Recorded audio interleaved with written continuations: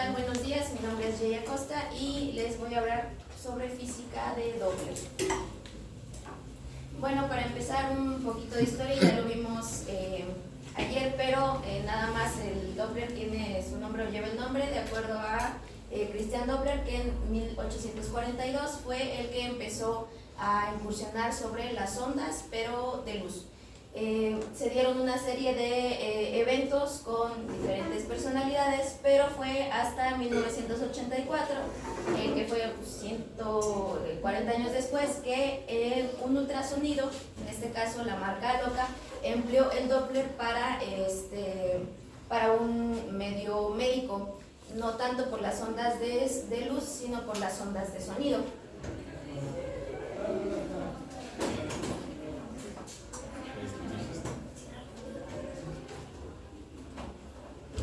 Bueno, en cuanto a la fórmula, tenemos, dependiendo de qué bibliografía lo leamos, tenemos esta fórmula despejada de diferentes maneras. ¿Cuál es el punto o la importancia de esta fórmula? Vamos a utilizar esto de aquí, el coseno de teta. En este caso teta sería el ángulo que nosotros demos para poder tener una visión adecuada de los flujos Doppler o de los flujos de los vasos sanguíneos. Vamos a tener una frecuencia recibida y una frecuencia emitida.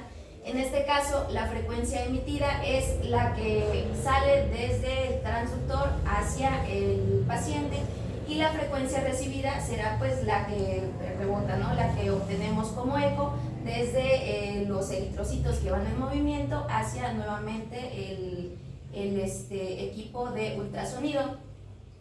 ¿Qué es lo que vamos a modificar nosotros como operadores? Va a ser esto, el ángulo, ¿no? El coseno de teta se refiere principalmente a cuánto ángulo tendremos, y el porcentaje de ¿cómo se llama? El porcentaje de se me fue el nombre.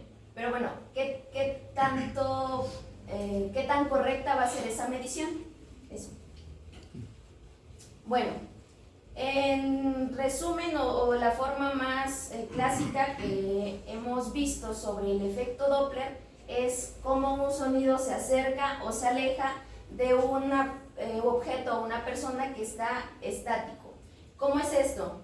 En este caso vamos a usar como ejemplo una ambulancia que tiene el sonido de la sirena. Cuando la ambulancia se acerca al objeto que está estático o a la persona que está estática, esas ondas de sonido van a ser más cortas. ¿Sí? En este caso tendrán una frecuencia mayor. En el caso de que se aleja este sonido o esta onda, van a hacerse más amplias las ondas de sonido. Entonces, si lo traspolamos a imagen y al Doppler color en este caso, vamos a tener que cuando se acerca la onda, que sería la onda recibida en este caso al transductor, vamos a tener ángulos agudos u ondas agudas, y porque tendremos mayor frecuencia. En un principio se utilizaron o estamos acostumbrados a ver rojo y azul, dependiendo de si la onda se acerca o si se aleja.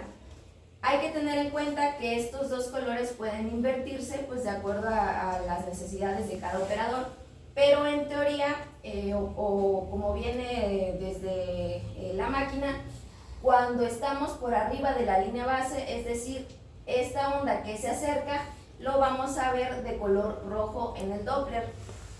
Cuando la onda se aleja, que fue precisamente algo que platicamos ayer, lo veremos de color azul. Esta onda más amplia será una onda más grave o más ancha y de menor frecuencia, es decir, tendrá menos ciclos por segundo que una onda de más frecuencia, y la veremos por debajo de la línea base. En este caso podríamos tomar en cuenta cuando los eritrocitos van, por ejemplo, en una, no tanto arteria o vena, sino como acomodemos el transductor. sí vamos a ver azul o rojo el sonido.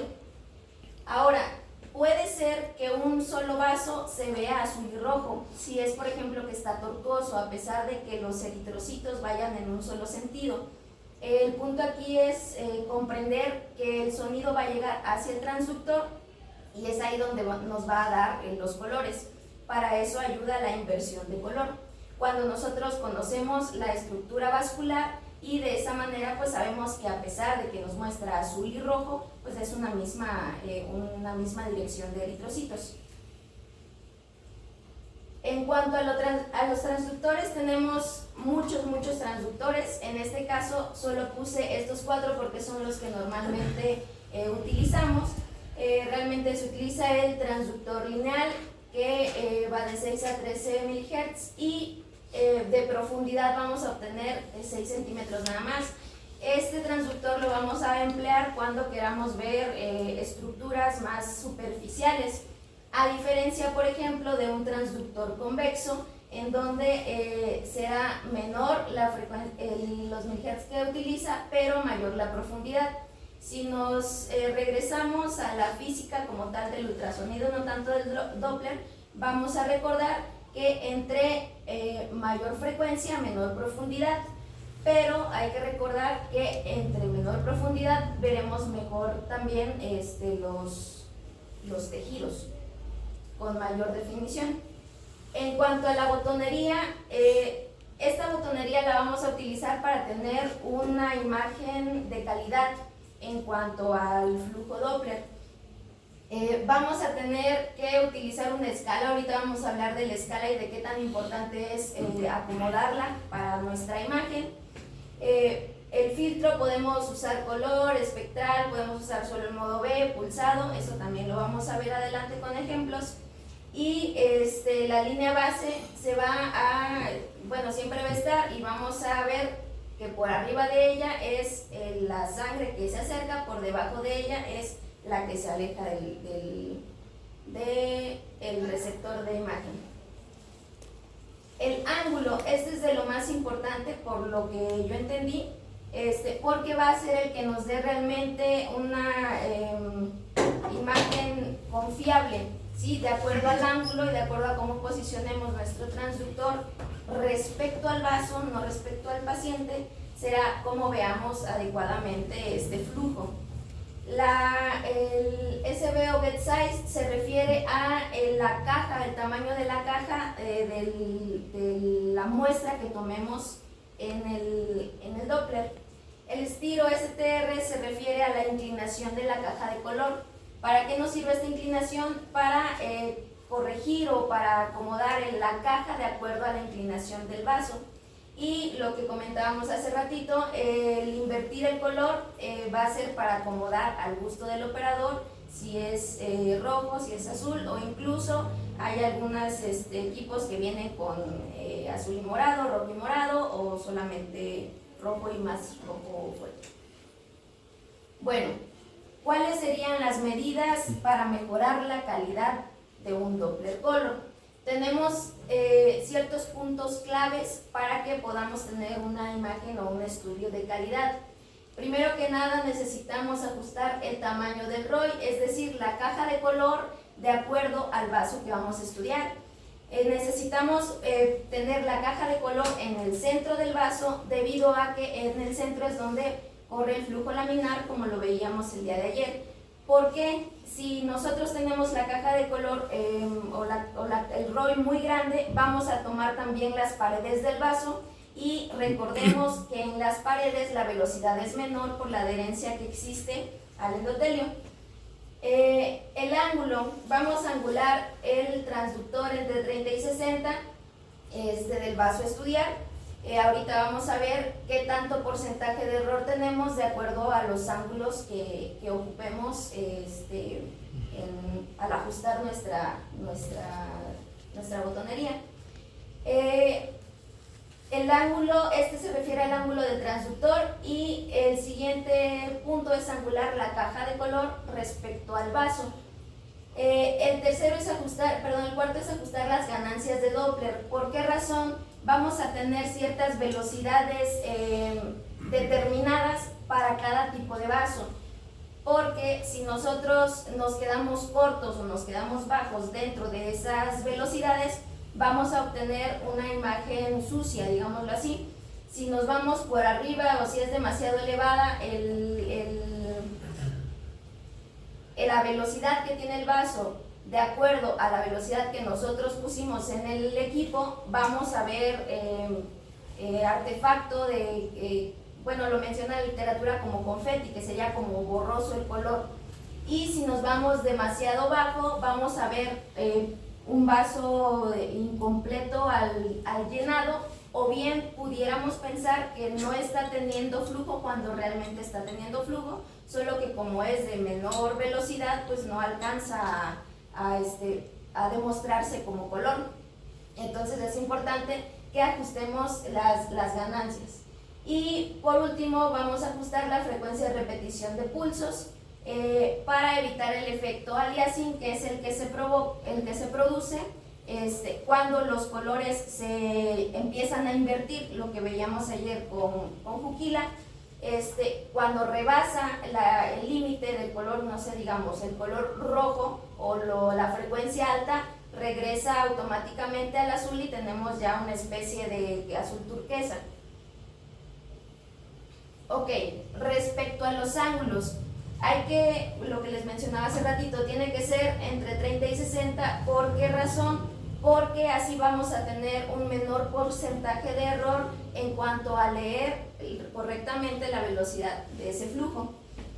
A 90 grados no vamos a observar flujo porque digamos que tomando en cuenta otra vez el ejemplo de la ambulancia, si está el receptor estático y la ambulancia está de frente, pues no sabemos si llega o si se retira, ¿no? Si las ondas aumentan o disminuyen, porque vamos a estarlo viendo de frente o fijo. En este caso, 90 grados no nos va a servir para leer adecuadamente el flujo. Si hay, podemos pensar que no hay, cuando realmente solo hay que angular un poco más, menos de 60 grados vamos a tener una serie de porcentaje de error, en este caso de acuerdo a los grados con los que tomemos el vaso. Entre menor sea la angulación, vamos a tener también menor porcentaje de error. Y la dirección que le vamos a dar a la cajita va a depender del vaso, ¿no? Ahí totalmente, como lo veamos, vamos a hacer la angulación adecuada para poder seguir el flujo laminar de esa estructura vascular. Okay. Entonces, como les comentaba en los 90 grados, si tenemos el transductor puesto a 90 grados, vemos que aquí hacen los 90 grados, vamos a tener cero recepción del color. En cambio, si angulamos este transductor, digamos aquí a 30 grados, vamos a obtener la frecuencia de emisión y asimismo la frecuencia de recepción. Si nos damos cuenta, en esta imagen del lado derecho vamos a tener la dirección con las que van los eritrocitos, que son en este caso los que nos van a emitir la frecuencia de recepción. Entonces tenemos que hacer, en este caso serían los 30 grados, de acuerdo a la dirección que lleva el vaso a explorar. Teniendo un ejemplo un poquito más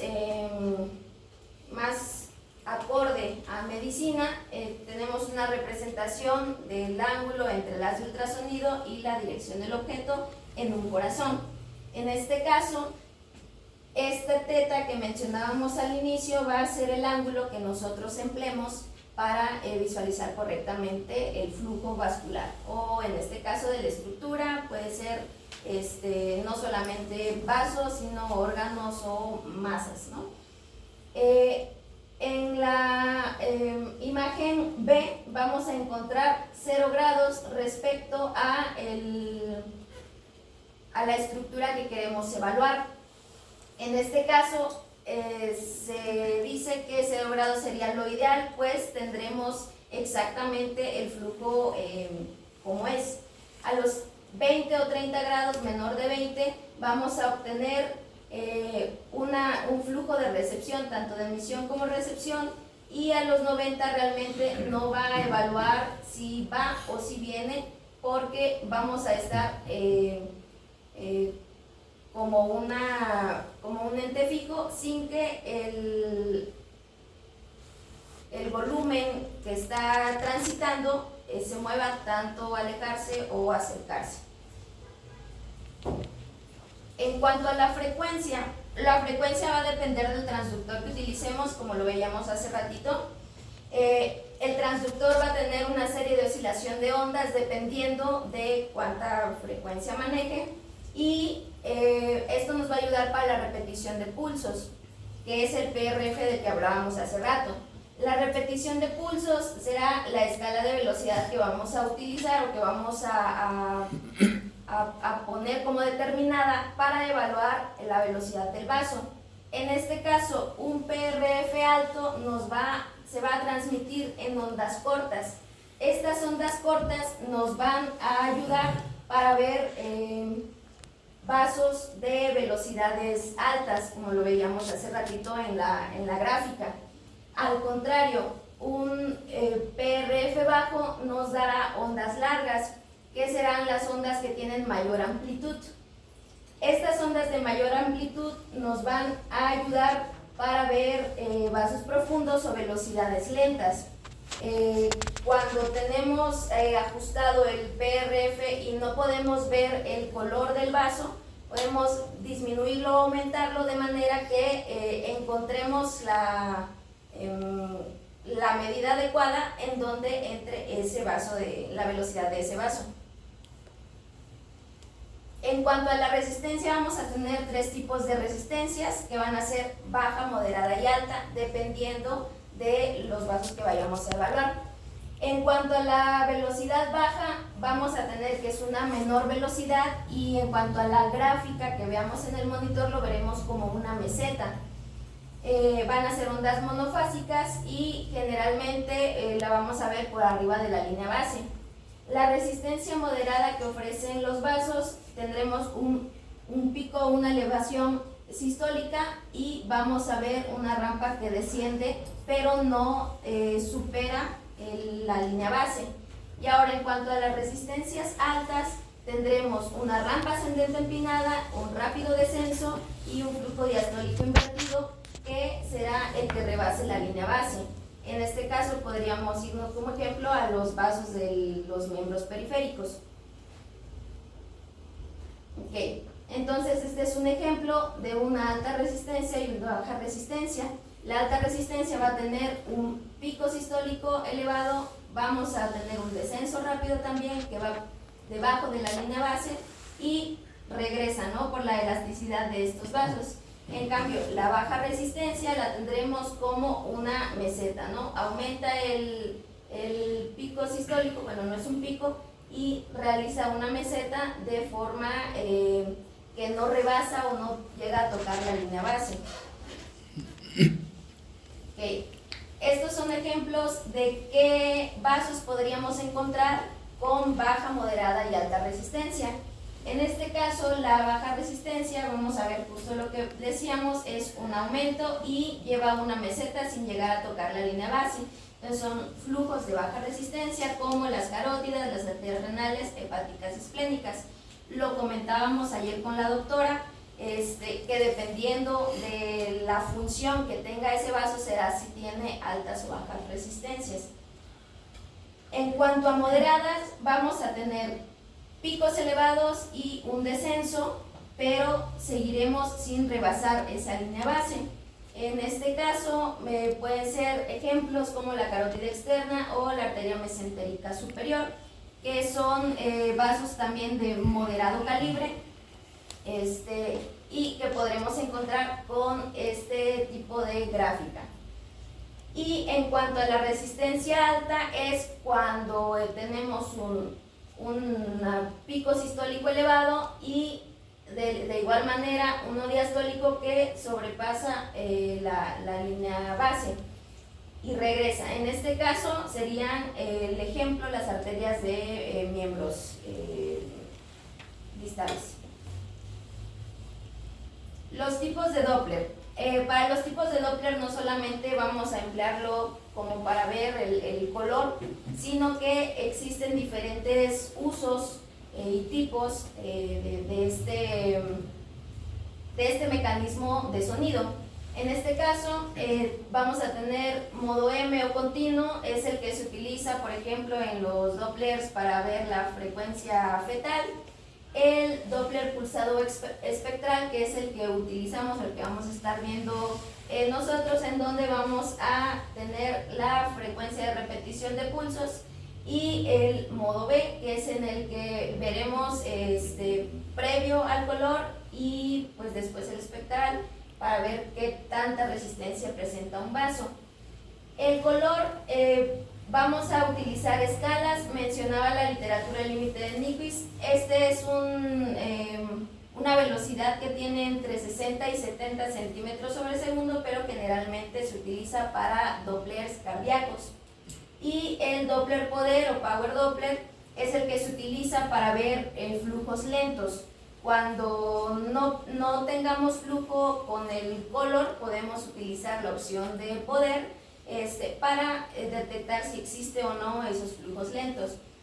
Hay estructuras que incluso con el Doppler poder no podemos llegar a determinar si existe o no flujo. Por ejemplo, algunas neoformaciones que tienen flujos demasiado lentos, que me parece que hay una opción en específico que traen los aparatos más nuevos, en donde sí se puede detectar flujos más lentos que con el Power Doppler.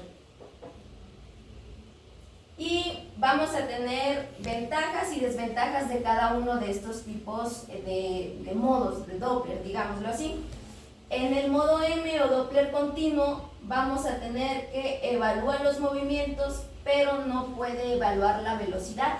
Si en este caso, si ponemos el modo M o modo continuo o Doppler continuo, vamos a verificar si existe o no flujo, si existe o no movimiento de la estructura, pero no vamos a poder cuantificar la velocidad de ese movimiento. El Doppler pulsado, lo que nos da de ventaja el Doppler pulsado es que sí podemos conocer la velocidad del flujo y asimismo la resistencia de esa estructura. ¿Cuál es la desventaja? Que no mide velocidades altas. ¿Por qué razón? Porque sobrepasa el límite que mencionábamos hace ratito y no logra detectar estas velocidades. El Doppler pulsado, este es un ejemplo en los flujos de la válvula mitral del corazón, en donde en condiciones normales vamos a ver dos pulsos o dos ondas positivas, pues por arriba de la línea base obviamente, ya que se acercan al transductor estas ondas.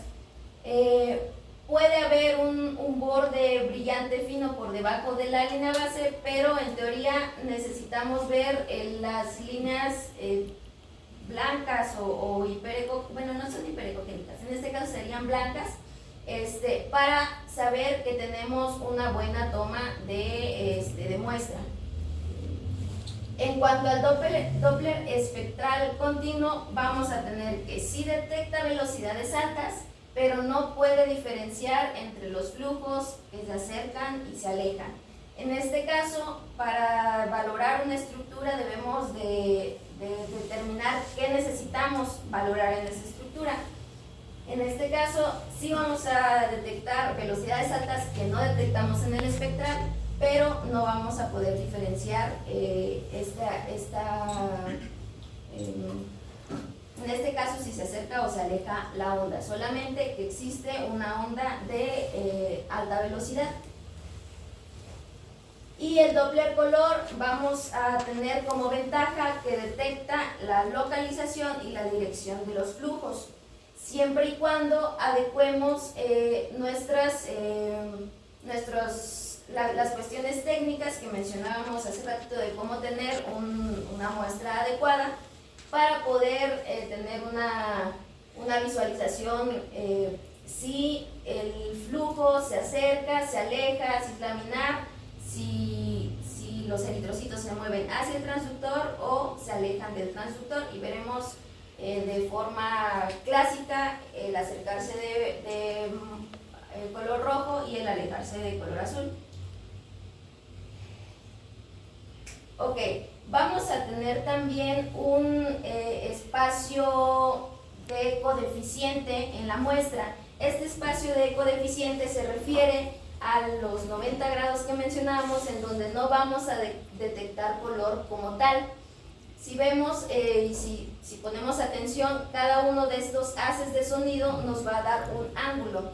Entonces, en este caso, hacia el rojo, o siempre vamos a tener esta barra del lado de algún lado de la pantalla, para delimitar la velocidad para delimitar el PRF que tengamos que acomodar para ver adecuadamente el vaso.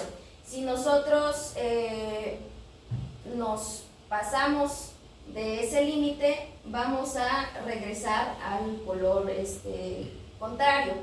Y lo que mencionaba hace rato de la velocidad de Nyquist es este ejemplo, en donde mayor sería 70 y menor sería 60 centímetros por segundo. Y el Doppler color, cuando la muestra es mayor la velocidad de la que tenemos programada, vamos a ver este efecto o este efecto de aliasing, porque tendremos velocidades fuera de rango. ¿Qué hay que hacer en ese caso? Pues hay que adaptar las velocidades para, en lugar de ver toda esta gama de colores fusionadas o sin orden, podamos tener ya sea rojo o azul, de acuerdo a las necesidades que tengamos. Si se acerca rojo, o bien lo podemos invertir. Y en cuanto al Doppler poder, vamos a ver que la intensidad de flujo menor se va a poder detectar en este modo. No va a medir la velocidad, aunque algunos autores comentan que pudiera llegar a medirse la velocidad con el power, pero la mayoría de las literaturas o bibliografías coinciden en que no mide velocidad, sino flujos muy bajos. Tiene una mayor sensibilidad a los vasos pequeños también. No va a presentar aliasing, ya que no vamos a tener velocidad como tal, y el ángulo en este caso pues no va a ser importante, ya que no va a trabajar con si va o viene los eritrocitos. Entonces vamos a tener un mapa de color en este caso, en donde vamos a tener el color del poder y la frecuencia de la velocidad en los tejidos.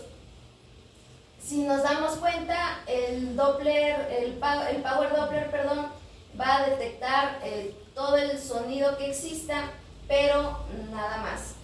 Y la frecuencia de velocidad nos va a dar el color, ya sea rojo o azul. En este caso sería el Doppler color. Y como ejemplos vamos a tener que aquí sería, si vemos, no hay angulación de la caja, y pudiéramos tener el transductor a 90 grados, y vamos a tener el espectro de color solamente en poder, en donde vamos a ver pintados los vasos que queremos ver. En este caso, lo que les mencioné 2 o 3 veces anteriormente es que existen ciertas estructuras o ciertas masas en donde va a haber flujos muy bajos o vasos muy pequeños, en donde al utilizar el poder o Doppler poder vamos a poder visualizar que existen estos flujos dentro de la estructura. Si por ejemplo pusiéramos el color, probablemente no veríamos estos flujos, ya que son de poco calibre y de muy baja resistencia.